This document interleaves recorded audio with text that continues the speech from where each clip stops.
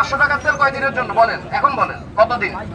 5 দিন। আপনি আবার তেল নিতে আসছেন কেন? আপনাকে সকালে আমি নিজে দেখছি।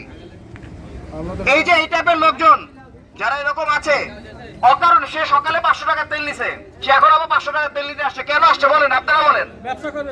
ব্যবসা করার জন্য। তাদের কি হওয়া উচিত? শাস্তি হওয়া উচিত। সবাই কি একমত? আপনি সকালে 500 টাকার তেল নিছেন, এখন কেন?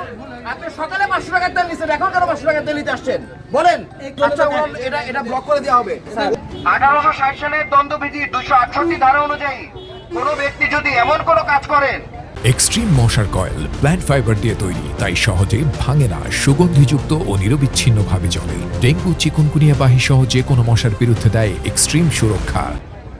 বা অবৈধ কাজ থেকে বিরত থাকেন, যার ফলে জনসাধারণ বা নিকটবর্তী এলাকার বাসিন্দাদের সাধারণ ক্ষতি, বিপদ বা বিরক্তির সৃষ্টি হয়।